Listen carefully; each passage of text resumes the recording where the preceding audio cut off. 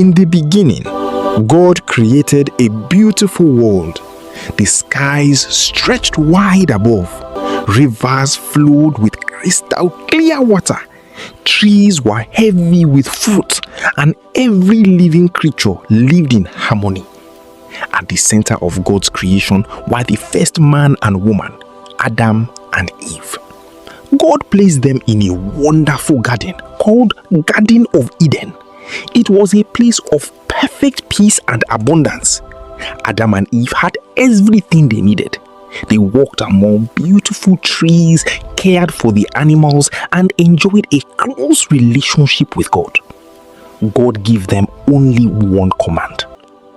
You may eat freely from every tree in the garden, God said, but you must not eat from the tree of the knowledge of good and evil.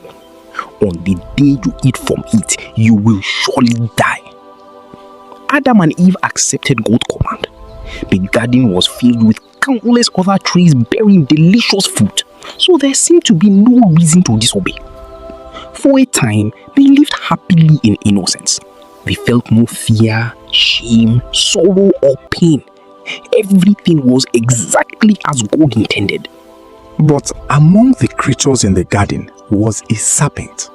This serpent was more cunning than any other animal. One day, it approached Eve as she stood near the forbidden tree. Did God really say you must not eat from any tree in the garden? The serpent asked. Eve replied, we may eat from the trees of the garden, but God said we must not eat from this tree or even touch it, or we will die. The serpent smiled and said, you will not surely die. God knows that when you eat from it, your eyes will be opened. You will be like God, knowing good and evil. Eve looked at the fruit. It appeared beautiful, delicious, and desirable. Doubt entered her heart. She began to question God's warning. Slowly, she reached out her hand. She picked the fruit. Then she ate it. Nothing happened immediately. Standing nearby, Adam watched. Eve handed some of the fruit to him, and he also ate. At that very moment, something changed. Their innocence vanished. For the first time, they became aware of their nakedness and felt ashamed. Fear entered their hearts.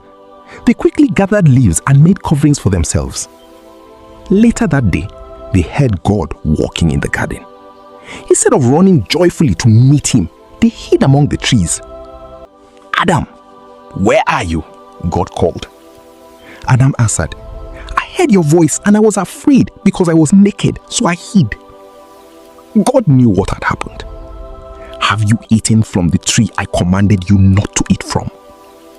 Adam replied, the woman you gave me the fruit and I ate. God then asked Eve, what is this you have done? Eve answered, the serpent deceived me and I ate. No one accepted responsibility. Adam blamed Eve. Eve blamed the serpent. Because of their disobedience, sin entered the world.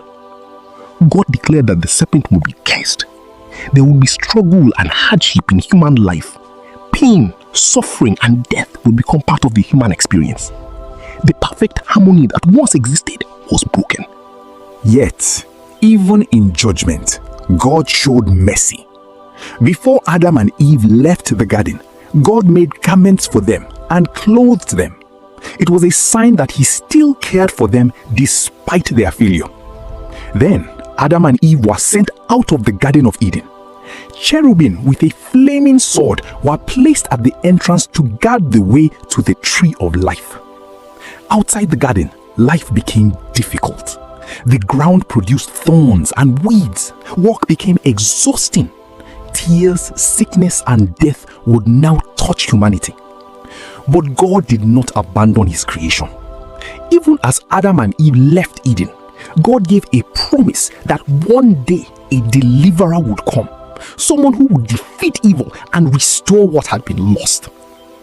And so began the long story of humanity, a story marked by sin and suffering, but also by God's mercy, redemption, and hope. This story is found in Genesis 3 and serves as one of the foundational narratives of the Bible, explaining how sin entered human history and why humanity's relationship with God needed redemption.